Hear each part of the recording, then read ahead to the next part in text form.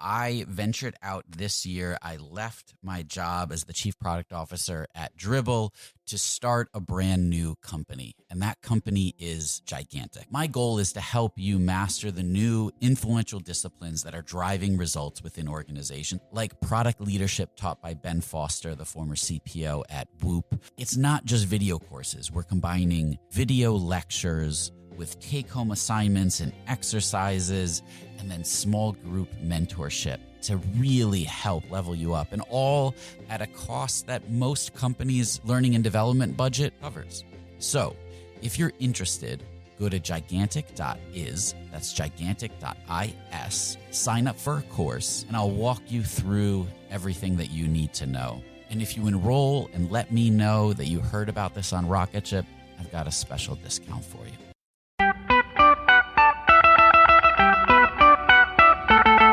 Welcome to the Rocketship Podcast. I'm Michael Sacca. I'm Joelle Steiniger. And I'm Matt Goldman. And we're having 20-minute talks with entrepreneurs teaching you how to launch your product into revenue. Check out our book at howtobuildarocketship.com to reserve your launch discount and to download a free chapter.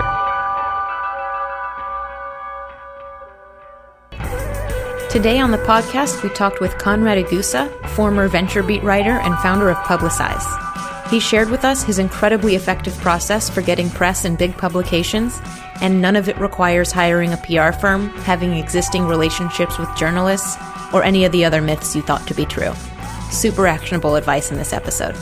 Hey guys, I wanted to take a minute to thank CodeShip for sponsoring the show.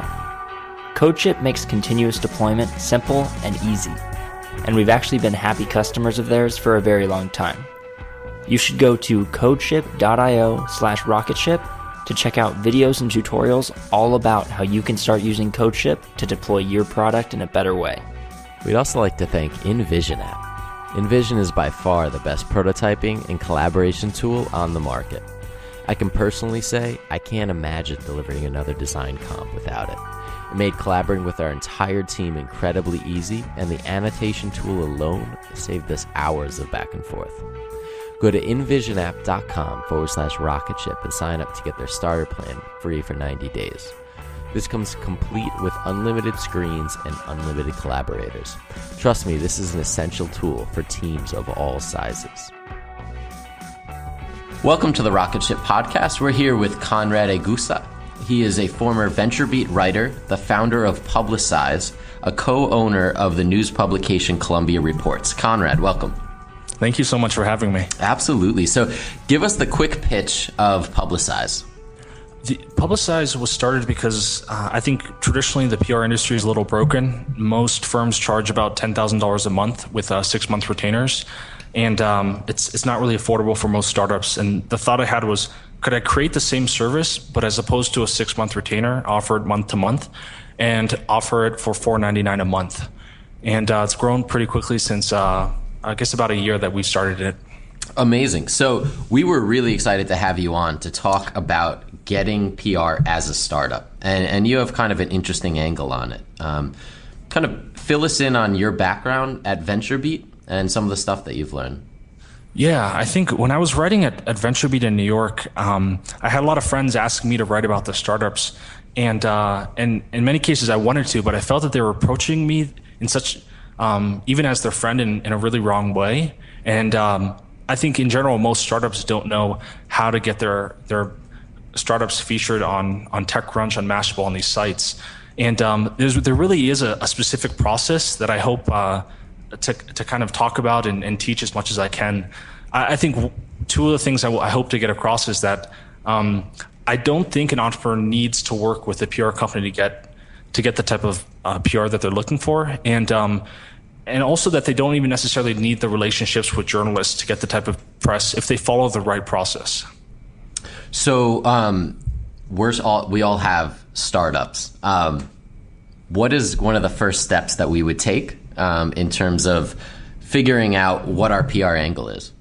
Yeah, well, I think the first thing to remember is that let's say you're starting a company and you want to get it on TechCrunch as an example.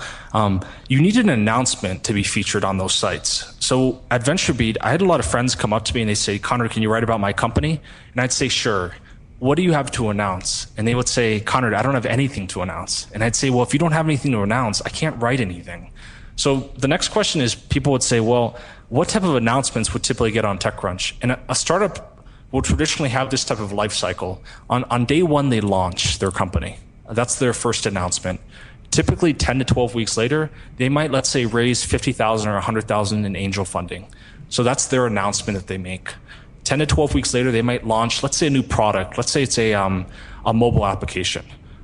3 or 4 months later, they might launch a milestone, announce a milestone, which might be 100,000 users.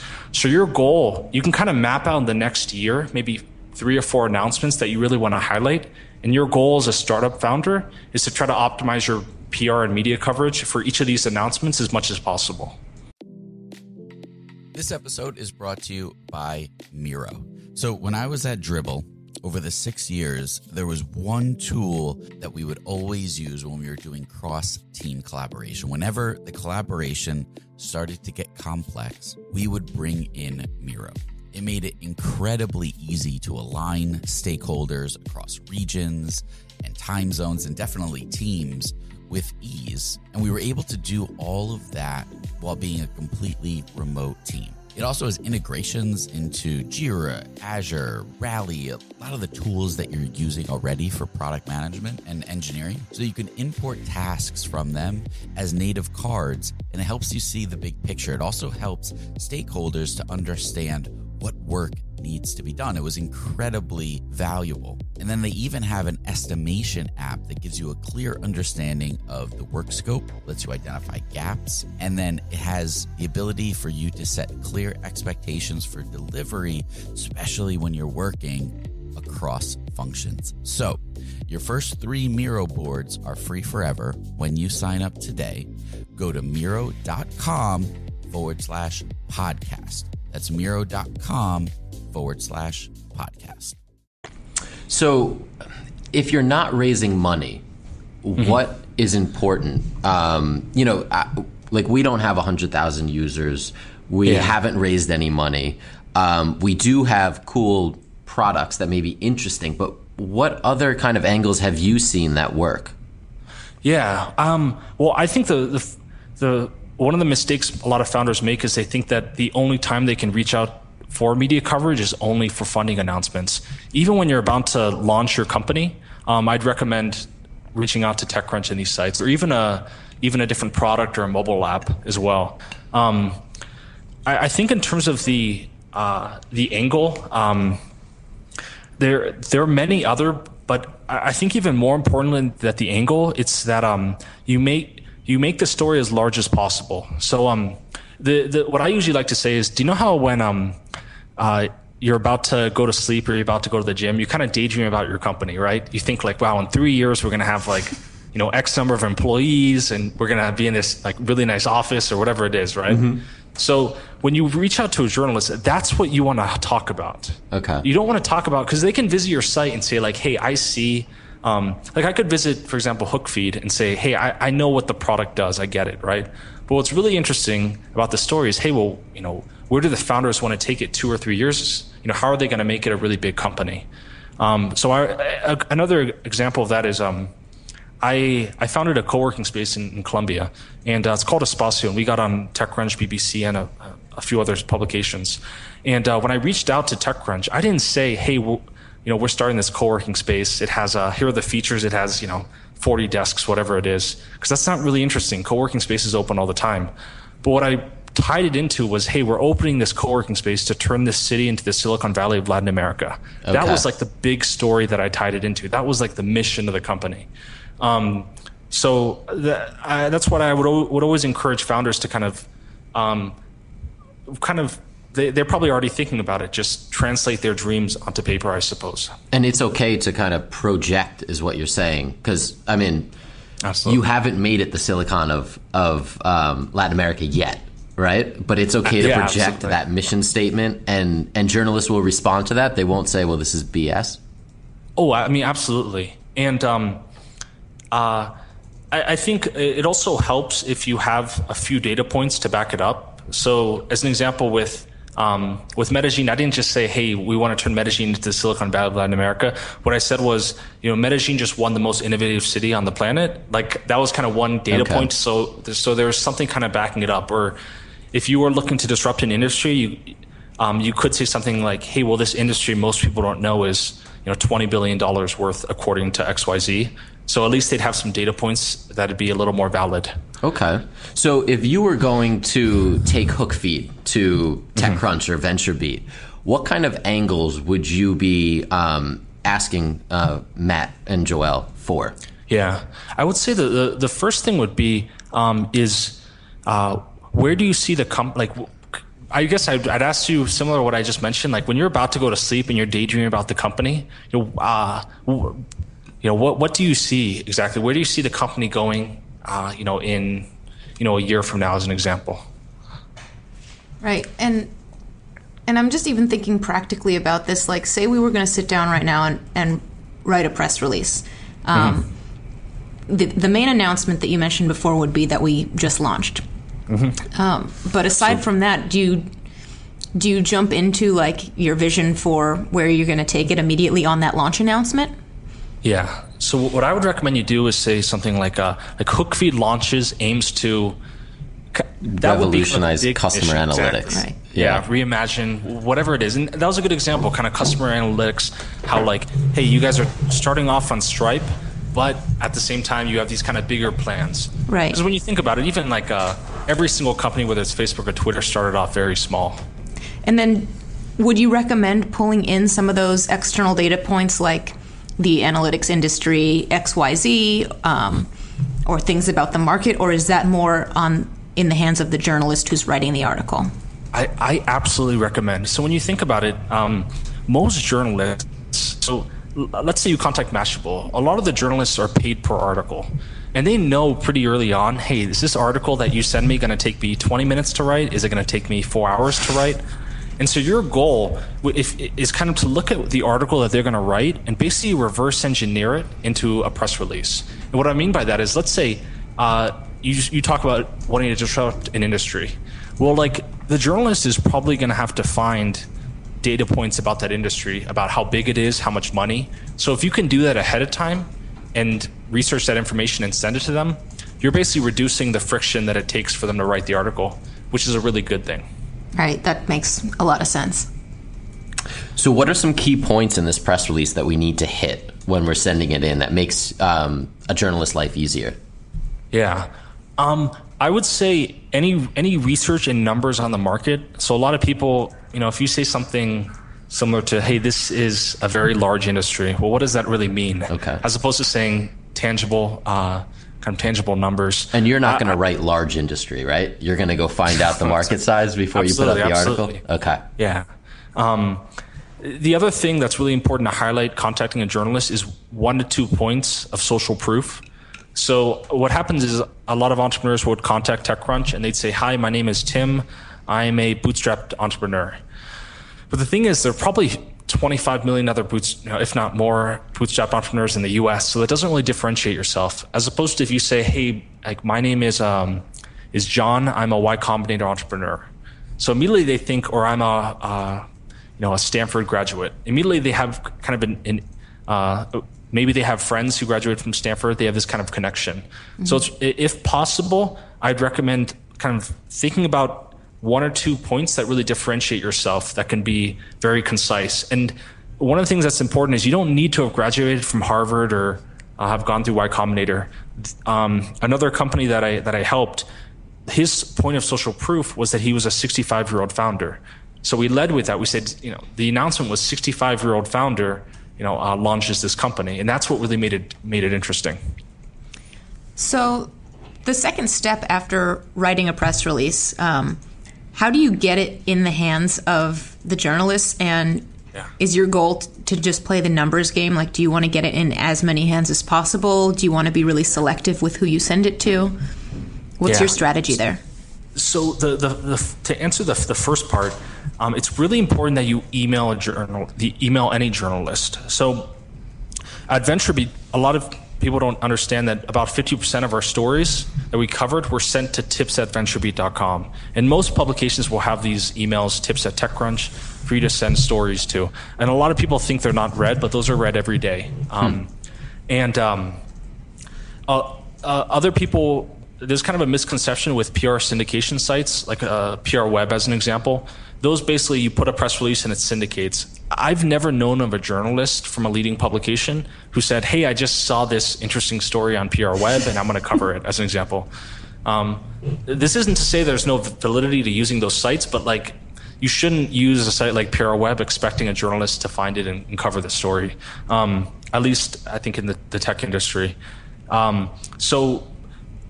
Which kind of leads into the second part. So let's say you know what your announcement is. HookFeed's about to launch. You spend time crafting social proof, crafting this press release. In many cases, especially for first-time entrepreneurs, what I recommend is using something called an exclusive. And what that means is a publication like TechCrunch, they know, hey, you send me this press release, you're also sending it to like 100 others, right? And if a TechCrunch writer is getting 700 emails a day, it's very hard to stand out. But if you offer an exclusive, they know that they have the first right to cover the story, which is a really great thing, because all these publications are essentially fighting to break new stories. So ideally what you're going to say is, let's say, Joel, you say, okay, we're going to launch HookFeed next Wednesday. So you email TechCrunch and you say, hi, I was wondering, my company's about to launch. Would you be interested in an exclusive for the story? And I can actually send you the exact email I use to get one of my companies on TechCrunch, like kind of the exact format of it. But ideally what's going to happen is TechCrunch would respond and they might say, hey, you know what, we're not interested. And then you could say, okay, well, maybe I should email Mashable for the exclusive, whatever it may be. Or ideally they'll respond and say, Joel, we'd love to cover this story. It's going to come online next Wednesday. And once the story comes online, you're going to further coverage. So you're going to email not only larger publications, but also medium-sized, maybe sites like Tech Cocktail, BetaBeat, et cetera, and try to further the coverage as much as possible. If you guys want, I can send you a link. My company actually spent 100 hours creating a free tech reporter contact list. So we have a lot of those emails. Absolutely. That'd be fantastic. Yeah. Very cool. So is there any other tips that you have that we should know about when trying to get press? Let me see. One of the things that's really important is that you kind of strategize ahead of time. So using the strategy that I recommended before, what happens with a lot of companies is they'll say something like, hey, Conrad, we're about to launch and we want you to get on TechCrunch. And we actually have some good news. We just got some coverage for the launch on this small blog. Let's say it's a very small site. And they think it's a good thing, but when you think about it, if somebody's already covered the launch, you can't offer an exclusive for the launch anymore. Because people, the very first thing when you email someone, let's say about HookFeed, is they're going to Google search HookFeed and they're going to see, hey, have people covered the story before, et cetera. So it's really important that before you launch or make an announcement that you basically keep it as quiet as possible until you actually officially make the launch. I think that's a mistake I see pretty often. So is a launch a beta? What stage should you be in for launch? Does that matter at all? Because there's like beta list, there's some other stages, and those are still okay to do, right? So I think the most important thing is you just if somebody, I guess you'd have to ask yourself, if somebody Google searches HookFeed, would they see a story about it launching beforehand? Okay. Because that could deter a journalist from writing about it. In terms of how people should approach it, I would always recommend, when you're working on a product and you feel you're comfortable with it, even before PR, you should reach out to close friends and family and kind of beta test it. And then once you feel comfortable with it, then you should go to PR. It's more of just being aware that if you do get a lot of coverage, it could impact the results down the road. Cool. All right. Well, Conrad, thank you so much for coming on here and sharing this with us. I think we're going to be linking to an example press release at the bottom of this episode. And so tell us, where can we follow up or keep up with you and Publicize online? Yeah, I think our website's publicize.co, and my Twitter's Conrad Egusa, my name. And I think those two places are great. Awesome. Thank you. Thanks so much for Thanks, having me. Conrad. Thanks for listening to another episode of the Rocket Ship Podcast. If you haven't yet, pop open iTunes and subscribe to be notified of future episodes. We have some really great ones lined up. And while you're there, leave us a review. We really appreciate each and every one of them.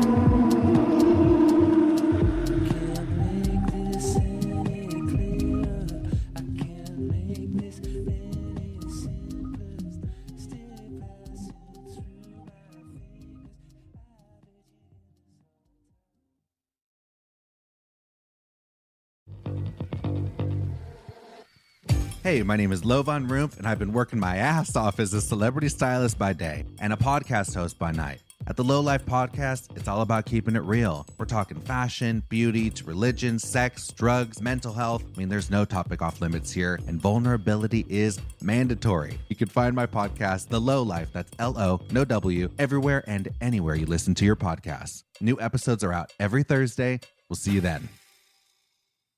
It's pretty eerie to know you're in a place that no human's ever been before. This is Armchair Explorer, where the world's greatest adventurers tell their best stories from the road. And 4 of us were swept down the side of the mountain, and then I knew there was no way out of this thing. From the heart-pounding to the inspiring and the downright insane. Find Armchair Explorer, a part of APT Podcast Studios, wherever you get your podcasts. Go and find what it is in the world that matches that wildness in yourself.